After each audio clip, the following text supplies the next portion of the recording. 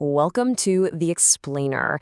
Today, we are setting out on a journey to master one of the most powerful and maybe one of the most misunderstood forces on the internet, search engine optimization. I mean, think about it for a second. We live in this world with just an endless ocean of information. So every single day when we have a question, a problem, or just a random curiosity, how do we find the one right answer? How does it even work? Well, it all starts with a number that is kind of hard to wrap your head around. 3.5 billion. That's how many searches happen on Google every single day. That's billions and billions of chances to connect with someone who needs exactly what you have. And the answer to making that connection happen? It's SEO. That's the whole game. It's the craft, it's the strategy, it's the key that unlocks the door so people can find you. So let's start that journey. Okay, so let's dive right in. First things first, we have to understand that this isn't just some techie checklist. It's a fundamental quest for anyone who wants to have a presence online.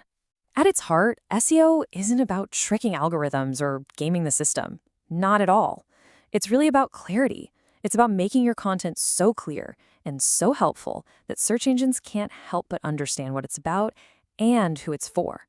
Think of it like a conversation, one you're having with both the search engine and a real person. So if you're going to have that conversation, you need to speak the right language.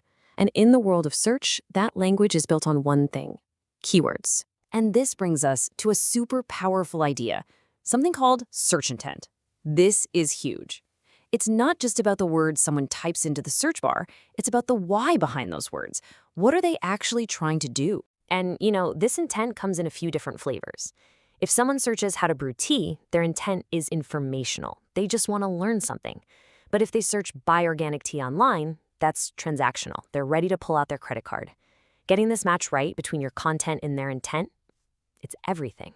Now, keywords also come in a couple of main sizes. You've got your big seed keywords like tea or shoes. Super broad, tons of competition. But then you have long-tail keywords. This is where the magic really happens. A phrase like where to find tea ceremony lessons in Taipei gets way fewer searches, but the person searching for it knows exactly what they want. They are so much more likely to become a customer. Okay, so we're starting to speak the language. Now it's time to gear up. Every quest requires the right equipment, and SEO is absolutely no different. Let's open up the toolkit. And you can get started right from your browser. Seriously, there are these free extensions that give you incredible insights. The Ahrefs toolbar, for example, shows you a site's authority in a second, basically how much Google trusts it. Then you have things like Lighthouse that check your site's speed and health, all with just one click. But when you're ready to go from just tinkering to really being a pro, you're going to need an all-in-one platform. Tools like SEMrush are like the mission control for serious SEO work. They're packed with data and powerful analytics. And if we pop the hood on one of these platforms, this is what you'll find. A huge slice of what they do is, you guessed it, deep keyword research and checking out the competition.